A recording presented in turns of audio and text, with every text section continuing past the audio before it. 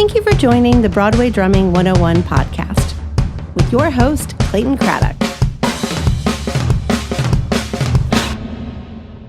Welcome to Broadway Drumming 101. Last night, I was going over some stuff that I did in the past and listening to the recording of the cast album of Memphis the Musical. I bring up Kevin in this conversation because he was the one that went out on a national tour of Memphis many, many years ago. And we connected in 2016, you said, right? I think that's how we first met. I believe so, yeah. Yes, and he is the touring drummer right now for Mamma Mia. You have started the touring thing, and you've been doing that for many, many years. How did you get into touring for Broadway shows, and what was your first one that you did? So I got into touring from living in Florida. I would sit in the pits all the time in Tampa, which is where I went to college. I would try to network and meet the guys that are coming through the shows because I just thought it was the coolest thing. I didn't even know how to get on tours. It didn't even super interest me at that point in time because I was working and going to school. But I saw an article on Playbill because I was following Playbill and Broadway and all this stuff in college. Once I got this article that was looking for a touring drummer, percussionist for a national tour, I submitted. And I was in my senior year of college, in my very last semester of college. To get myself through college, I was working at a grocery store called Publix down in Florida. I was a cashier. I mean, I'll never forget this. This is how I got my first tour. I was on a lunch break and I was in my car eating a sandwich. I finally got service on my phone and I had a missed call from the contractor for this touring company. He was offering me a tour. The tour was South Pacific. This was in either 2010 or 2011. I think it was 2011. I was freaking out. I was just like, oh my God, like this is so cool. What do I do? Because I'm in my last semester of my senior year of college. So I reached out to, I mean, of course, my family, they've always been really supportive of me. All of my professors at the college. And I was just like, what do I do? Like, do I finish my degree or do I go out on tour? And it was a resounding take the gig. This is why you're in school, take the gig. Everybody said it. So that's the story of how I got my first tour. So you're from Titusville, Florida, which is near Orlando? Yeah, that's our nearest big city. Titusville's right on the coast, right near the Kennedy Space Center. What's your first musical memory? Oh, wow. My first musical memory. Not musical meaning South Pacific. Sure.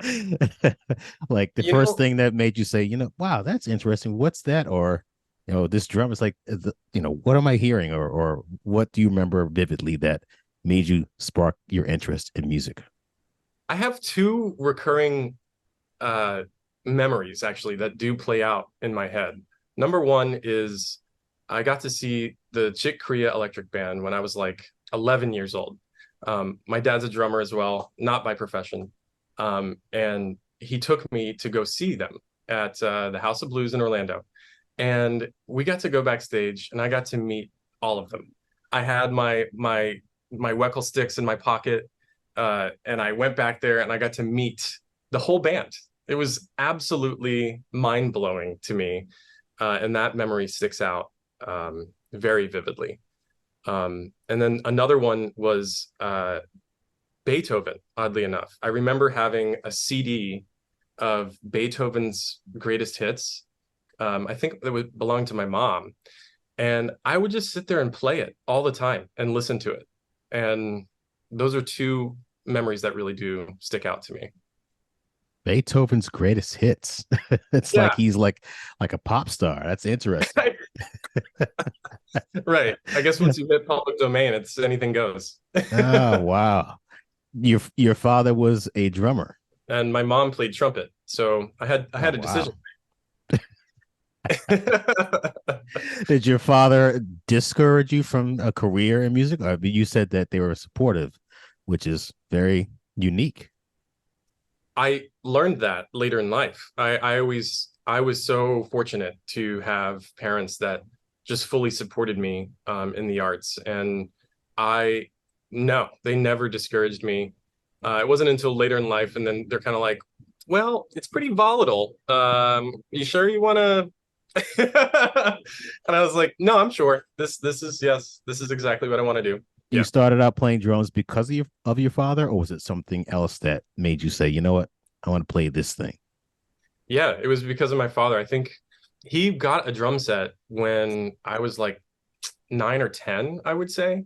So we had a drum set in the house, Yamaha Stage Custom, and I fell in love. When we got the drums, they were all tuned up, ready to go. And this sticks out to me.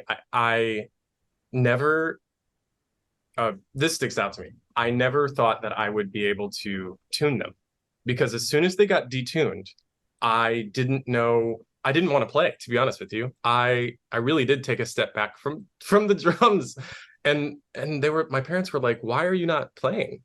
I'm like, "They sound bad. I don't know. I don't know what I'm doing." And that's when they decided private lessons was a thing. Was there any specific drummer other than your father that you looked up to at the time? Yeah, my number one influence and my earliest recollection of a drummer and percussionist was Neil Peart. And was it 2112? Was it moving pictures?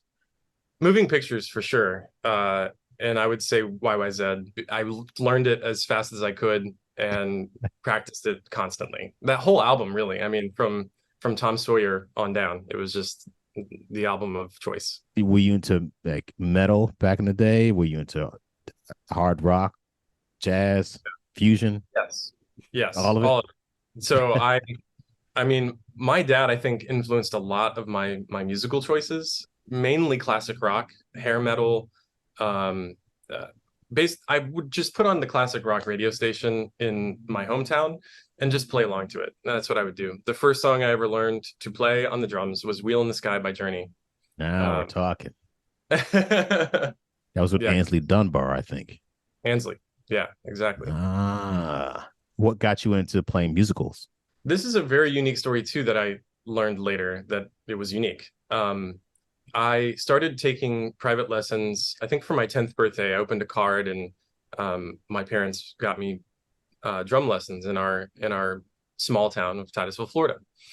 Um, and as luck would have it, as fate would have it, his name is Michael Bauer. He was my first lessons teacher. He was a drummer and percussionist for local theaters in Florida.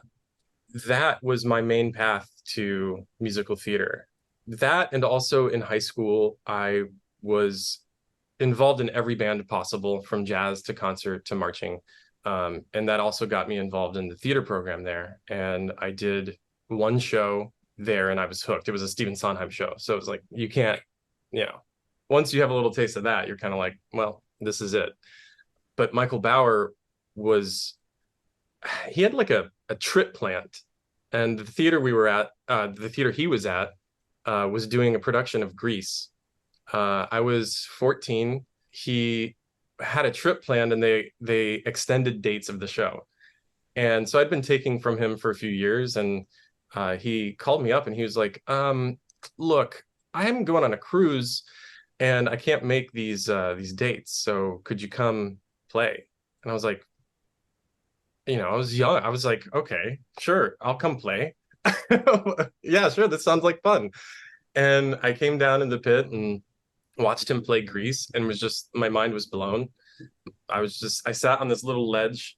It was a tiny little pit, and we had a ledge and some little piece of plexi to separate us from other musicians. But I just remember watching him play and being just completely blown away and hooked. I was like, this is so cool.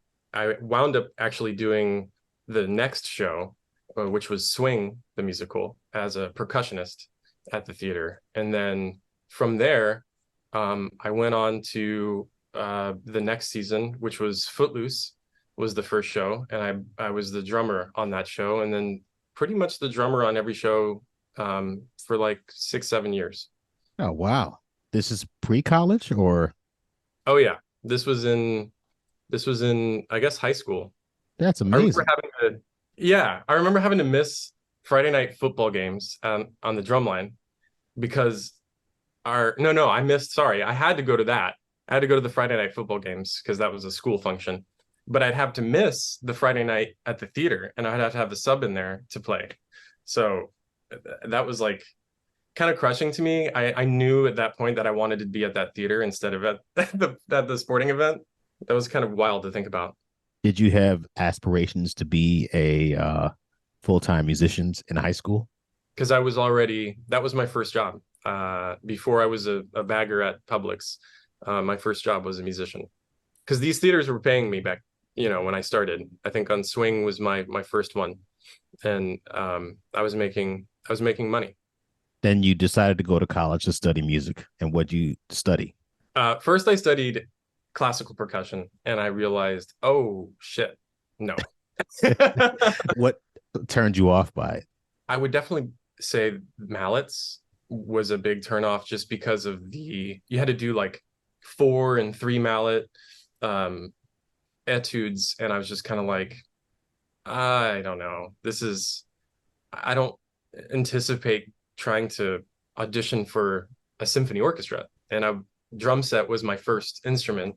And then doing crossover books in theater, at the theater I grew up performing at, it was most of the time there was a percussionist, but when there wasn't, or we would do cabarets or something, I would always have all these different instruments that I was playing, and never once was it like 4 mallet that intensive for me, at least for crossover book stuff. And so I was like, I don't really know if I'm going into theater. I don't think I need to really work this hard on something that I'm not very good at.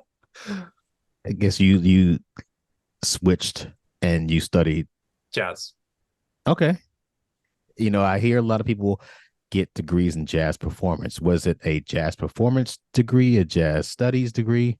It was a jazz studies performance degree. Well, both. I just went with the only thing I knew really. I didn't really go audition for a bunch of college. I went in-state. I got in-state tuition and scholarship and stuff. So it was nice to just be at a college. To be honest, I was happy just to be there. And you were there 3 years and almost the last semester. Then you got pulled to go on Yeah. tour. Yeah, I went on to do 3 tours, and I realized, oh my God, if I don't go back right now and finish this degree, I'm probably not going to. And I got an offer for another tour, and I turned it down, and I went back to school and I finished, got the piece of paper. Looking back, would you do it again or would you do something differently as far as going to college to study jazz performance? I don't know that I would major in music, or if I did, it would be more business centric slash, I would stay within music, but maybe not music performance. There are so many other avenues to go down in a music program. Music production, I think, would be a really smart one to have gone into, because learning how to do that stuff now is it's difficult, but it's also super welcoming. There's a whole community of people that are willing to help, and of course there's YouTube as well, but I would say music production would be a good one, or just completely change it up and go into something completely different as far as a degree goes. So if somebody is listening to this and they're in high school and they want to play Broadway shows, would you say maybe not do the jazz performance thing, or go ahead and do the jazz performance thing and see where it goes? I would say studying privately is probably going to be the most advantageous thing for you. And finding somebody that does musical theater, even better. Because musical theater isn't taught at a college. And that is something that is very niche. Say, for instance, you are a person that were to go and teach a young person at a college. It's like, all right, welcome to Kevin and Clayton's musical theater college. What would be the first thing that you would teach them? Oh, man. Probably the first thing would be business. Business meaning what? How to manage your money, about the Broadway business, about the music business, contracts. All the above. If you're a Broadway drummer, I think it would behoove you to follow Broadway grosses. I think that's a really smart thing to do. What will you learn by looking at Broadway grosses? Trends. So on tour, we get on my tours, on set tours that I've been on, we get a box office settlement. So we get to see numbers because we also get a share of the overage, a share of the profit. So we get to see those numbers. Tours completely different, obviously. It's shows are always going to make money. But Broadway, you can notice trends because there's Broadway minimums. There's so many different factors that go into producing a Broadway show. So keeping track of those numbers and all of the denominators that are underneath that is going to be really, really advantageous for you when it comes to knowing if a show is going to survive. And again, it's not a perfect recipe or a science or anything like that, but it's certainly helpful, I would say.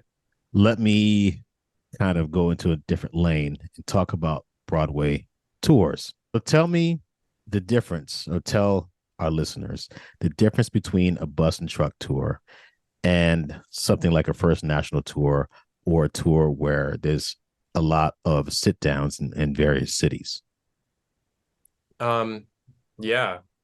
So I would say a bus and truck tour, you're going to obviously be moving around the country a lot more. And I happen to find that enjoyable. I did find that enjoyable in my younger years of touring.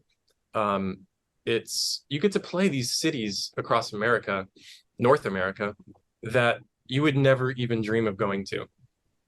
Some are amazing, and some aren't.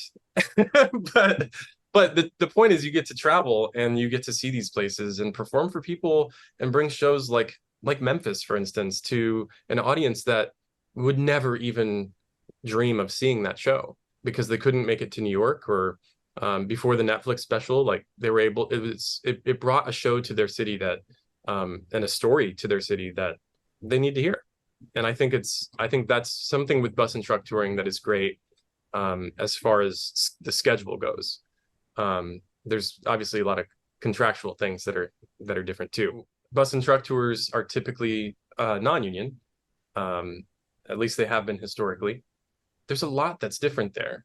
Protection, there's no union presence, so you don't have benefits, you don't have a pension. Non-union tours, the salaries are going to be less. Back when I was doing non-union tours, we were given a housing allowance, and then we were expected to pay for our producer provided housing, meaning that they would negotiate rates with hotels and get us group rates.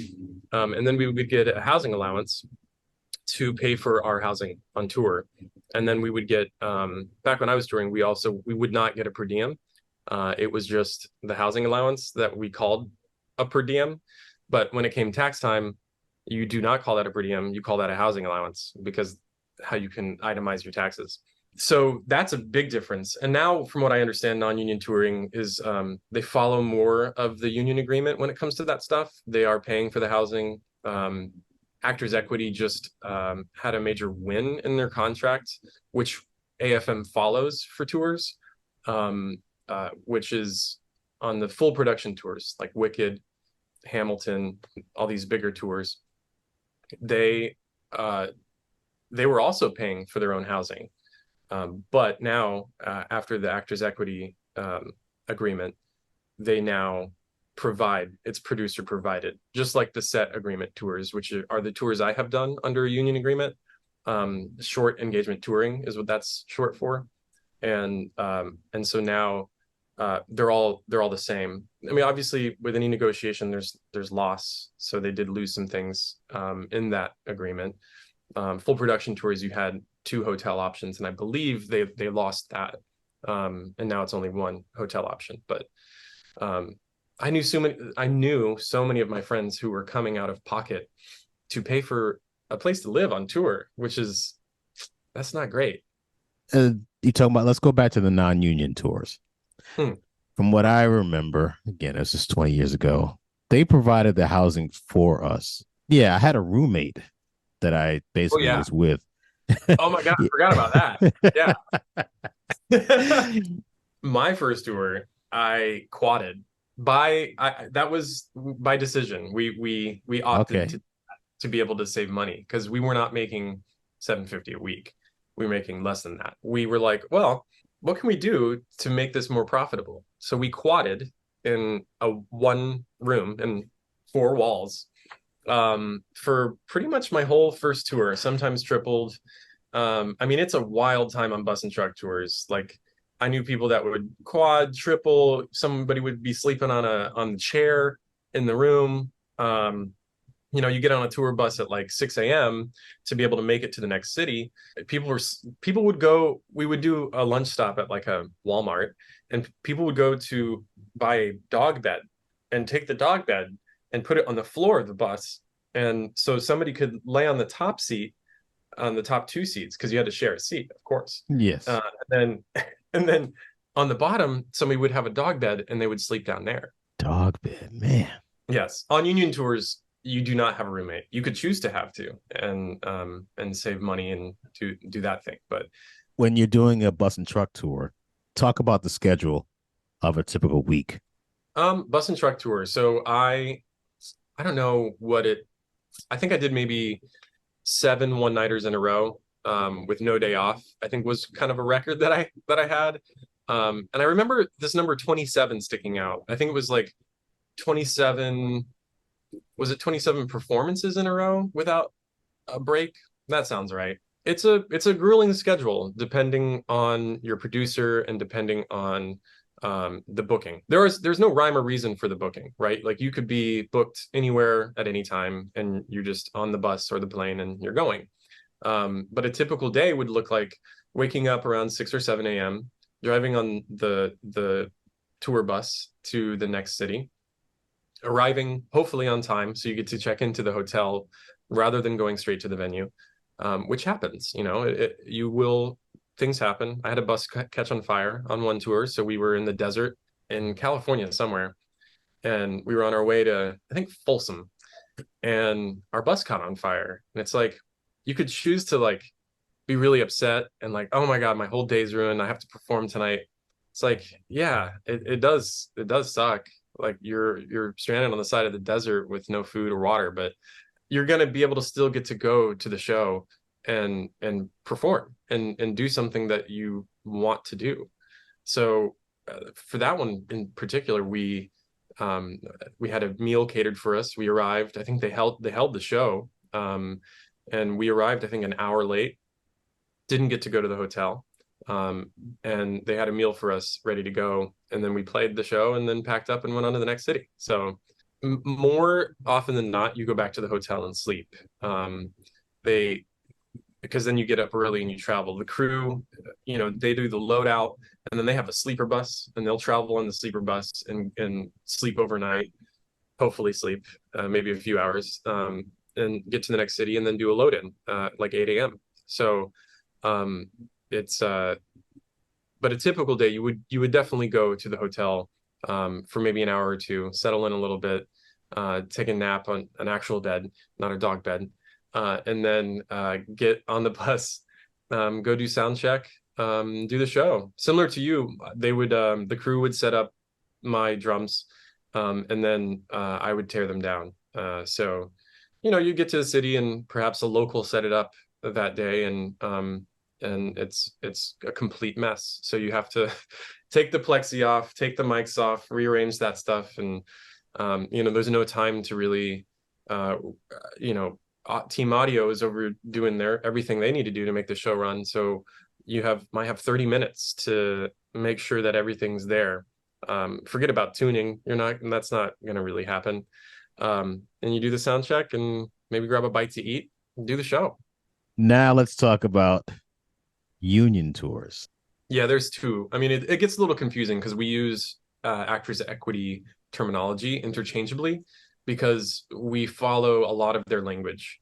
But full production equates to pamphlet B or full pamphlet B. Our agreement under AFM is called pamphlet B.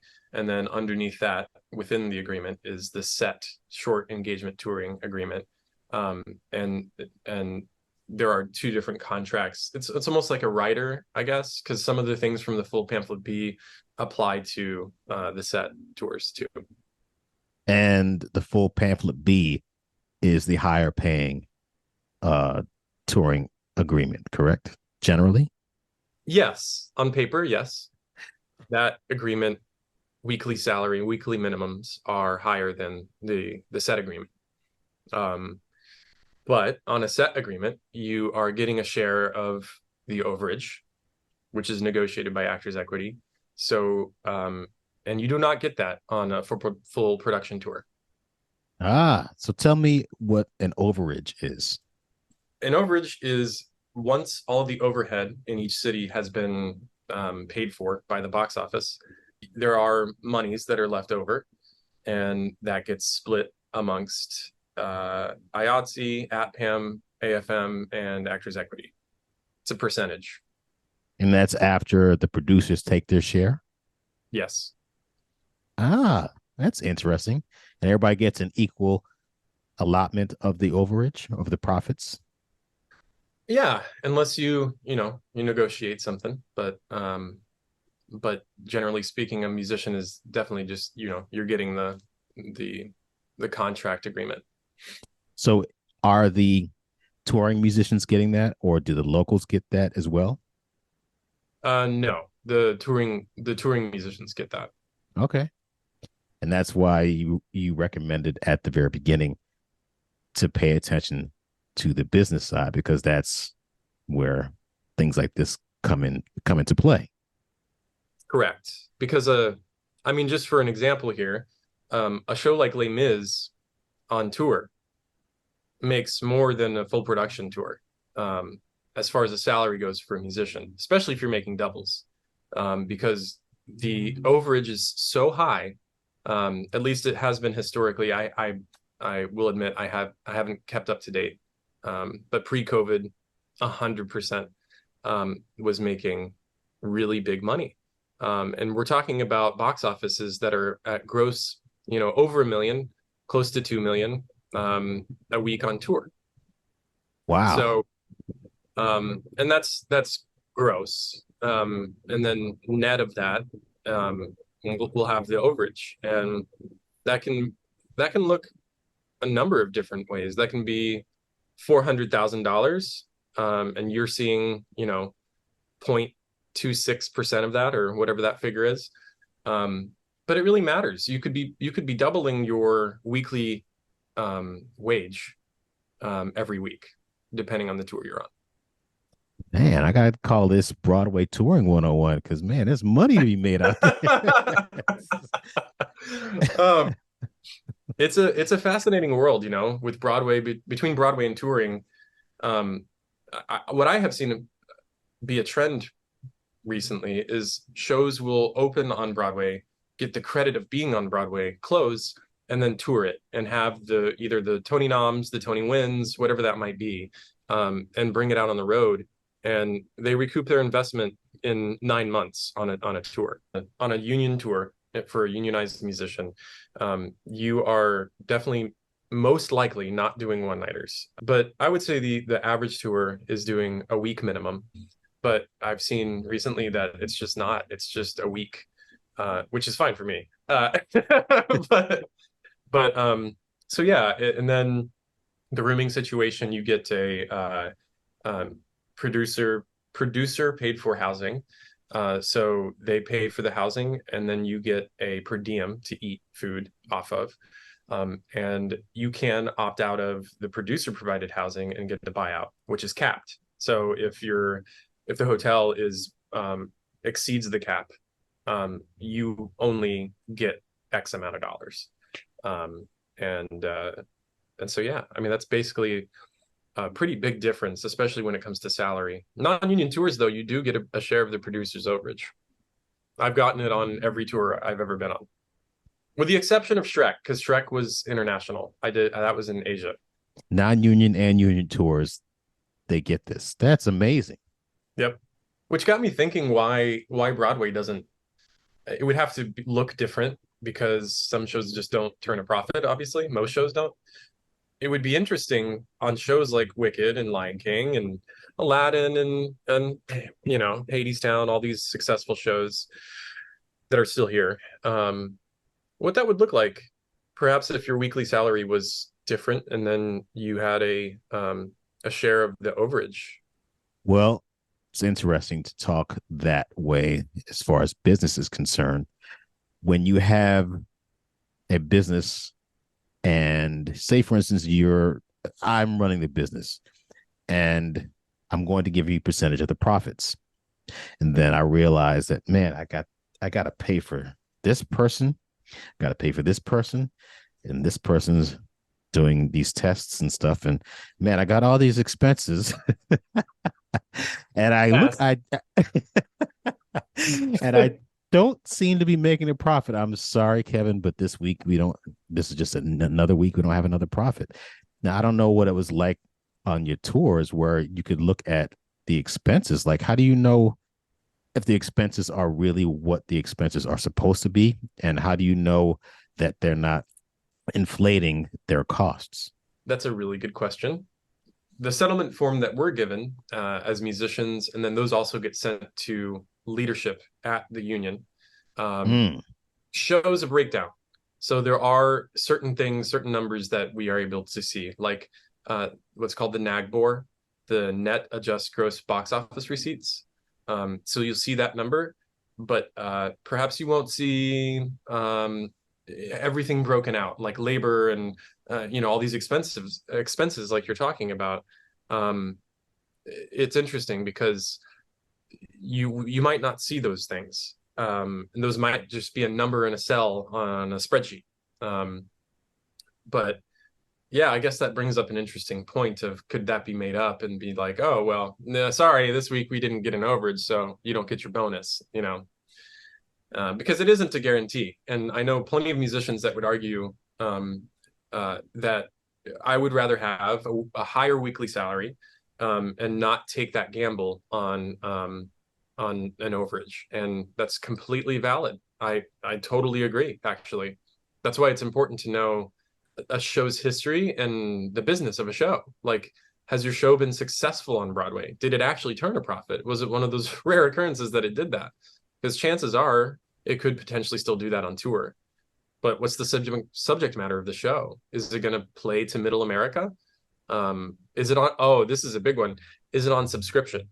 Specifically, when Hamilton was in its heyday, is it on the Hamilton subscription? Because what theaters across the United States started doing was, if you wanted to see Hamilton, you had to be a season subscriber. So if you were on Hamilton subscription at these theaters, your show was going to make money, regardless of if you sold tickets outside of the subscription, because people got in line to go see Hamilton. So they bought season passes.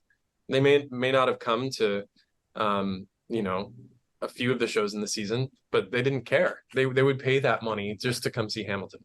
So how would that affect your money as someone that's coming in and playing Pretty Woman during that subscription season? If Pretty Woman the Musical were on subscription with Hamilton at the Orpheum Theater in San Francisco, we would have a guaranteed ticket sale, no matter what. Even if they didn't show up, doesn't matter. They bought the ticket because it's part of the subscription. So you would kind of know how much you're going to get in an overage if it's part of the subscription season, correct? Not necessarily. There's so much more math that goes into, dynamic pricing. There is a guarantee, obviously, in every city that is had. There's a guaranteed number that the show will make at that theater. And then anything above that, I mean, ticket prices are all different in every theater you go to. But what's interesting is that they do not charge a different ticket price for a non-union show. So non-union tours and union tours, obviously they make the same amount of money. I mean, that's just a theater, that's a city specific thing, right? Like, New Orleans at the Sanger Theater charges this amount for an orchestra seat at a show. It doesn't really matter what kind of show it is. It's fascinating. You've been on this phone for probably 45 minutes or so. Barely have talked about drums, which is kind of interesting to me. Yeah, but I tell you what, I find this to be more, in my opinion, more informative than necessarily talking about, drum heads that you use and, thickness of the shells and, would you like die cast hoops? I'm like, let's talk about, I guess other podcasts can talk about that, or other people can talk about that. But I think even you're enlightening me with the full production tour, the set agreement, the overages, and you just mentioned something. There was an acronym that you just mentioned. Oh, NAGBOR. Yeah. Yeah, I mean, it's stuff that I never knew about until today. I'm sure a lot of other people listening to this have no idea what that is as well, but it's stuff that people need to know about and people need to think about if they want to be a musician that plays in theater. Either you come to New York and you find a place to stay that costs you $3,500 for one person. You're not and kidding. you start playing gigs, and yeah, I got a gig for you. It's from 1 a.m. to 4 a.m. I'll pay you $100 and you got to bring your drums. And I'm like, how am I going to survive in New York City? No, let me do this tour of the show and I call it a day. If someone is listening to this and they're thinking about, man, I've heard Clayton play Memphis and Lady Day and Ain't Too Proud and Someday Soon Soul Train, and man, I want to do what he does, or I want to do what Sammy Marandino's done. I want to do what Garrett Sellings's, or Elena Bonomo. I want to play drums on Broadway. I want to move to New York. What would you tell them that they should know before they decide to move to New York City? In New York City, I would say that the biggest thing is come here with an open mind. We all come from so many different backgrounds. I didn't know what to expect with the hang here. I didn't know if it was like super competitive and everybody was hush hush and nobody talked to anybody, or if it was going to be familial and open and amazing, which is what it is. I went in with an open mind. I went in with a savings that I thought was going to be enough. So I guess my biggest piece of advice would be have a good amount of money saved. Like, To live. give me a dollar amount that you think somebody might want to have.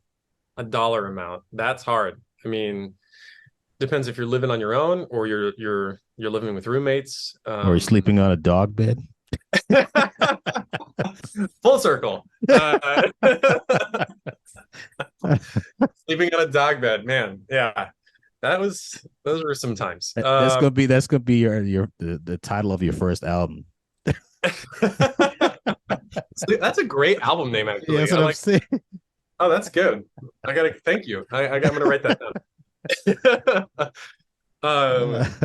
Yeah, I don't know. I would say at least 20,000. Have it in the bank, ready to go. Wow.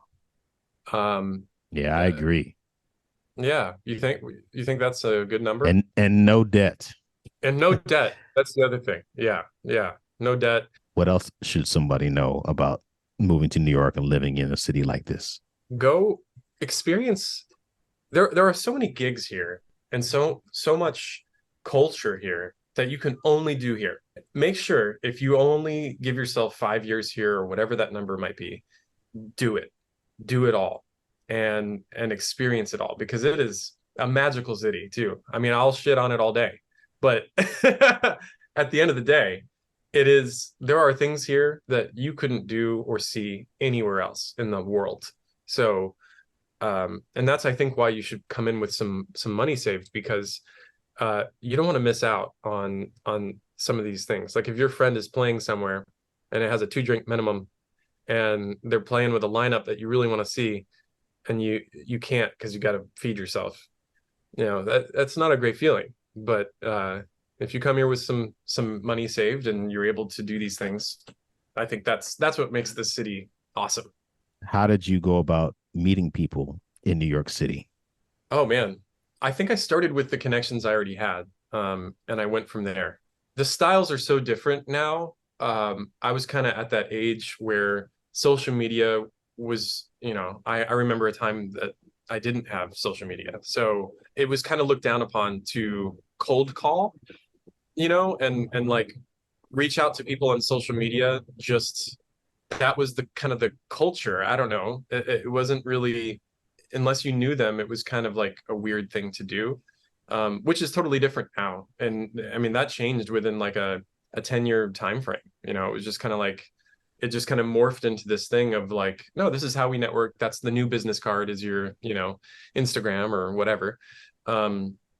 and I think it's great. But when I first started, I relied heavily on my friends and the people I already knew to either make an introduction or somehow have a connection other than a cold call. Not to say that I didn't cold call, because I did, but um, it was kind of just at the beginning of, I think, that time and era of doing that, and it was a hard adjustment, I think, to just pull the trigger and be like, all right, call up Clayton because you love his playing and you really want to see him. Who knows how long the show's going to be here? Just do it. So what did you say when you cold called people? I would first have a reason, either historically, like, I mean, we were talking about like musical influences. Um, Broadway cast recordings really did influence me a lot. I would listen to them constantly, especially doing shows at community theaters in Florida. I would 100% just be listening to these albums constantly all the time. Once I discovered like IBDB, the ability to look up a musician and find them, it was game over. I was just like, oh my God, this is so cool. I can see who played drums on this recording. This is awesome. So I would try to reference that because it was such an integral part of my upbringing and as a musician. So I would try to draw a through line. Like you mentioned, Footloose. The first time I ever got to meet Clint, I mentioned that to him. That being my first show I ever played on drum set was Footloose, and how I just loved his playing on that show. Yeah, it's a very good way to think about it. If you're going to reach out to somebody, have a reason to do so and have something that you can connect with them about. Like, hey, Clayton, I loved you playing on whatever, or, Clint, I loved you playing on this, or whoever it is, I saw you play with, or, you posted something on social media, and it's a good way to break the ice so that there's some kind of commonality or some connection between you and the person that you want to reach out to. But don't be afraid to do so, because as New York City is very competitive and you just have to assert yourself. Do you find yourself to be more assertive than you were when you first started out, or are you kind of an assertive person in general? I've never thought of it like that. I never thought of it as assertive. I don't know. Aggressive? Aggressive? No, Not you're really. not No. aggressive. Not aggressive at all. No, I'm a nice guy, Clayton. I no, I don't know. I don't know. I would say ambitious, driven, goal oriented for sure. But I don't know. Yeah, aggressive. No, you're not I never aggressive. thought of that. I think assertive is less Or of assertive. a, Sorry. yeah. It's not in the same category as aggressive. I mean, it's similar, but I think assertive means you just like you said, you're ambitious and you are a Yeah. go-getter. Yeah, you got to hustle. And that's when I first started sitting in pits in Tampa at the Straz Center. I got to meet I think the first drummer I ever sat in with was Greg German. Oh, And really? yeah, yeah. And he showed me so much kindness and so much just like, hey, how's it going? And he's on Aladdin on tour right now. And that, that is a moment that I'll never forget, and I'm always grateful for. And I saw him on 9 to 5, and then after that it was Wicked. So I got to see him on a couple shows that toured through um, back in the early 2000s. So that was a that was a really eye-opening thing for me, for sure. And that just led to, hey, a show's coming through town. I have guys in cities I go to and that sit in with me and my colleagues on tour. They reach out to us and they're like, hey, this tour is coming through. Do you know this drummer? Because I would love to sit with them. And we'll all just connect and make it like we were talking about with social media. It's like you're in a you're an Instagram message away from meeting somebody. Mamma Mia. How did you get that gig? I got that gig. I was wrapping up Pretty Woman, and I got a call from Michael Ahrens. Um, and he said he's contracting the show, or he's music coordinating the show.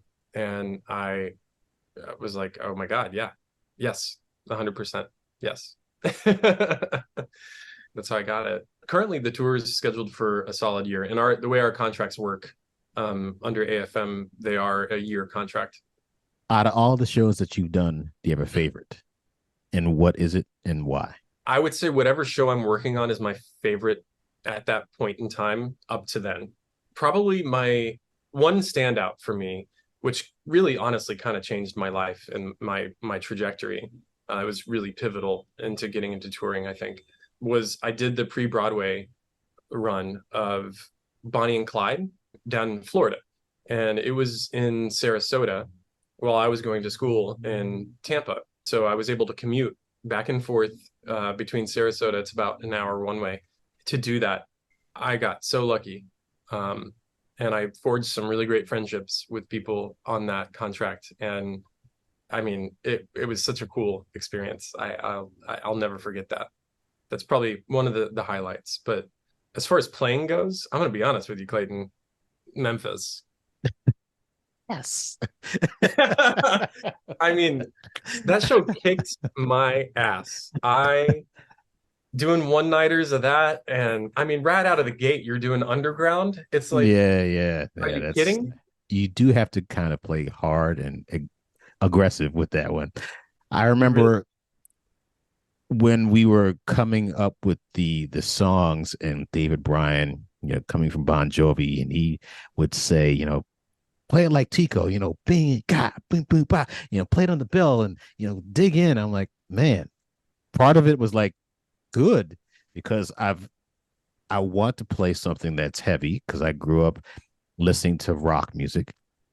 I also love playing stuff that's funky, and there's some funky stuff in there, and there's the whole gospel thing. I didn't grow up playing gospel, but then there's Make Me Stronger, and Colored Woman, the blues thing, and it's like there's all kinds of music wrapped up into one show, and it's like I can do all of that stuff and play a Broadway show where the hi-hat's like halfway open. It's like, oh my God, this is great.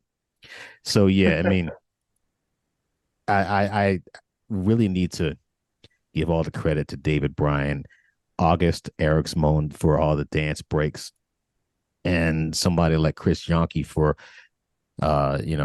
also the inspiration to make it assertive, aggressive, and Daryl Waters for writing the orchestrations for it, even though it was really about just playing that show like a band, because David Bryan wanted it to be like a rock band playing a musical, so it kind of worked out.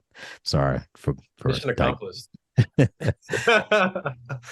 If you were to advise someone on what not to do when playing a show, what would you say? Man, make sure you don't do this if you ever get your own show. Never, ever read a book during a dialogue scene with the timpani uncovered, because let me tell you, if you're just sitting there reading and a prop flies off the stage into the pit and hits your timpani, man. I guess that happened, I suppose.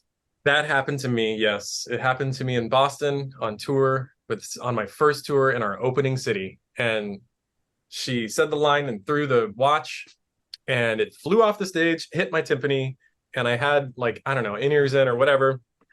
And it was just kind of like, I was like, whose cell phone text tone is a timpani? That's so weird.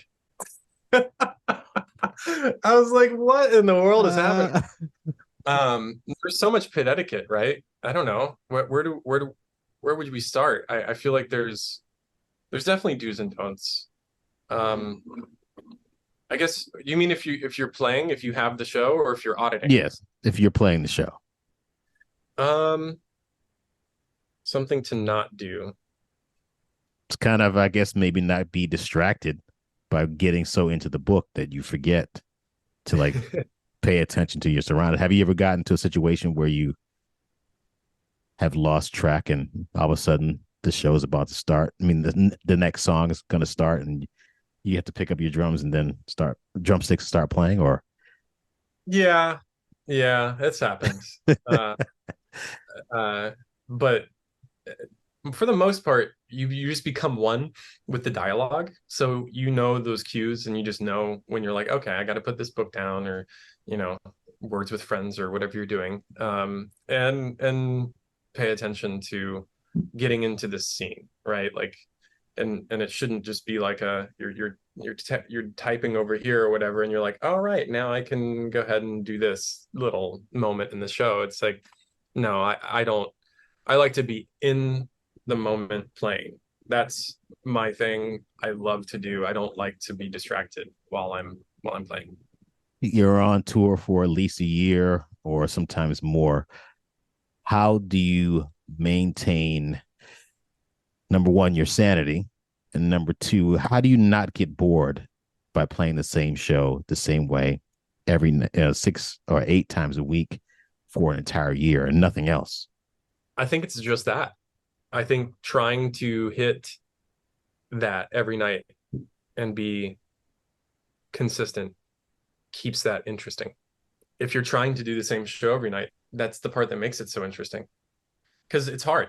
It's hard to do, especially when we're talking about drums. I mean, that can vary on so many different levels. Altitude, how wet it is, how dry it is, where you're coming from, where you're going to. There are so many variables that can make that a really difficult task. And then there's the halls, of course. So what are the acoustics of the room that you're in? That's going to change the mix in your ears. It's going to change how you play. It's going to change how you feel. So that alone makes it really interesting on tour.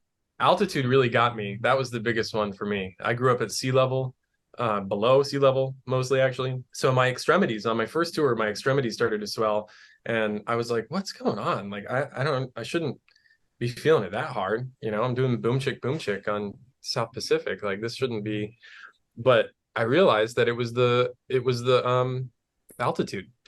It gets to your extremities, and then the timpani were going out of tune, and I didn't even think about it. It was like, yeah, of course you're going, Denver is a mile in the sky, and then you're going down to sea level. Like, all these things are making everything, and then the wood on the drums, it's kind of wild, actually, how different it sounds. How do you avoid drumming injuries when you are out for so long, again, doing the same kind of thing and dealing with the altitude and different atmospheres that you're in? How do you avoid hurting yourself?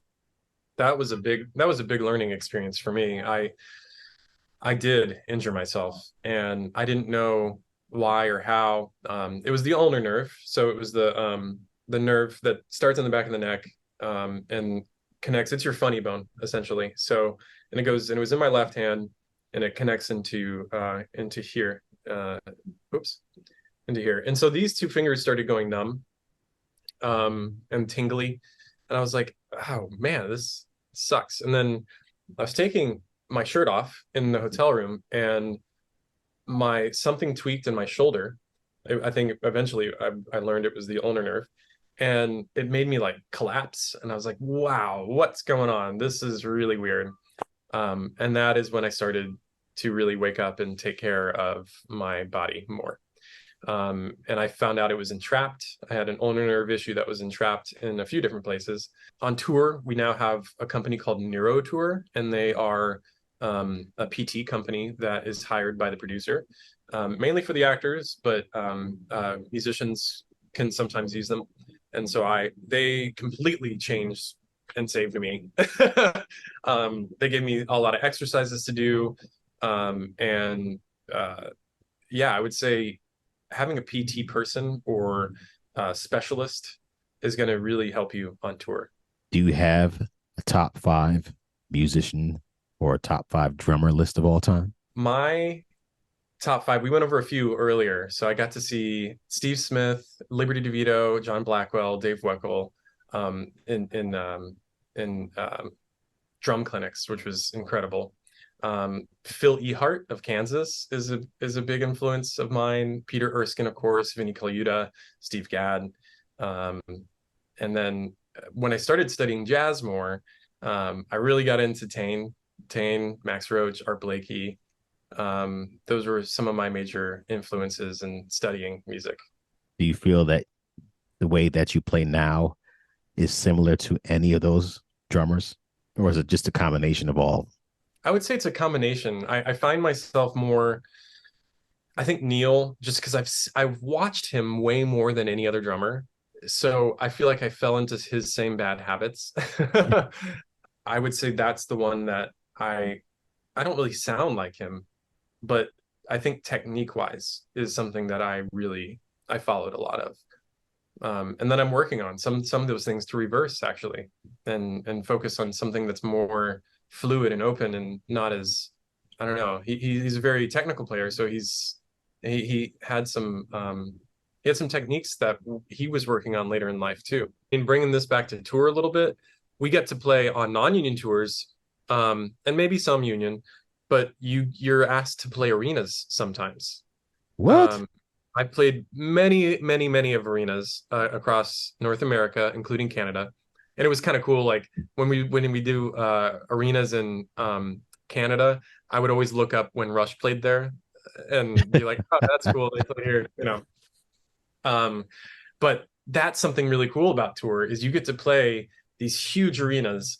They partition off the arena and they build a stage with truss and everything, and you get to hit that snare drum, and like you say, you hear it just reverberate through the entire hall, and it's just like, man, that's so cool. So wait, how and why do you get to play arenas doing shows? Well, a lot of the markets that shows can go to don't have a theater space, so they are still able to do a theater production by just converting either a hockey arena or a multi-use arena into a theater, and you're able to put on a show. Did you like the sound that you got when you were playing at these places? No, because we weren't really outfitted for that. It was just really kind of, you're there for one night and then you're playing a movie theater that's been converted into a Broadway house or a Broadway touring house the next night. So it's like we didn't have the gear necessary to make that sound really good. Okay, I gotcha. I mean, we did Memphis actually in some arenas, which was a lot of fun. We'd have to cut a lot of the show though, because you can't fly in and out these things because it's just a truss. So the load that is able to be on there is not enough. So it would be a cut show. Audiences wouldn't know that. Thing to take away, I think you asking like people looking to get into musical theater, it's like it can happen so many different ways. People come from a recording industry to here to whatever. You live here and you're working here. I loved musical theater. That's how I got into musical theater. Is I loved musical theater, and I still do. And I think the more you get into it, the more you kind of delve into the business aspect of it, and that's great. Of course, why not? That's a good thing to know. If somebody had a show that was running, say for instance, Book of Mormon, and they're like, I don't want to do this anymore, would you come off a tour and do that? Or say for instance, it was a new show that you don't know if it was going to last long or not. Would you stop the tour to play a Broadway show because that's one of your goals, is to actually play a Broadway show? Or would you stay on the tour and finish that out? That's a really good question. I think that would require some conversations with some people. I of course, all of me would love to just drop everything and do a Broadway show. That's my dream, right? But I would have to think of the business aspect of that too. Well, let's hope this happens. You get done with Mamma Mia and the show comes up. Mike Aaron says, you know what? I got this show. It's a Broadway show. You're going to originate the book. You're going to record the cast recording. It opens on Broadway. You get your Broadway credit. Now, hopefully it runs for 25 years. But if it doesn't, let's just put that out there. And Kevin McNaughton will have his own show called, what's it called again? The Dog Chair? The dog sleeping on the... The Dog Bed. Oh, that's a great show idea. You can talk all about non-union touring and sleeping on a dog bed. Sleeping on a dog bed. Instead of the chorus line talking about how to get in on a show, could be about what life is really like on a tour, sleeping on a dog bed, the musical. God, I hope I get it. That's how it all starts. I got to tell you one last thing before we leave. Yeah. for years I would come up with ideas about musicals, and I'd be like, let's have a show called, Are You Really Sure? And talk about the Shure microphone, the Shure musical, and make up stupid things like that. Then talk about one of my favorite cult classics, the Warriors. And I love that movie because it was like talked about, in New York City in the 70s, and it was kind of a corny movie and it's bad acting, but there's just something about that movie that I found and I still find interesting. I forced my kids to watch it, and I forced my girlfriend to watch it. Like, have a seat, watch this. And they're like, Dad, this sucks. And I was like, Didn't it'd be. What's that? Lynn beat you to it, right? I know. And Lin-Manuel Miranda has the rights to the Warriors, the musical. I'm like, God damn it. So look, I'm putting it out here now. I'm going to give you, actually, I'm not giving you anything. You're going to get the rights to Sleeping on a Dog Bed, the musical. 100%. No one else is going to be able to take this. It's going to be a smash hit. When do you get back from tour again? 2025? Maybe? Yeah, November of 2024. Yeah. All right. We're going to develop this musical, and it's going to be a smash. Let's get $20 million in the bank, and that's what I'm saying. Yeah. Instead of 20,000 in order to live here, we're going to get 20 million and make our musical. I mean, I think it would succeed. Dogbed the musical. I think people would come for the just general what is this about? Is this actually about a dog bed? No. Sorry, it's about sleeping on a coach bus. and on the bus, we could have the bus go by and just that'll be like the recurring theme. I don't know, man. We gotta come up with some songs. It could be based on the music of Rush. See, I'm telling you, man, we're geniuses here. Oh man, that's great. I love that. And then we could have the Naked Starman come down on a scrim. Right on your bass drum.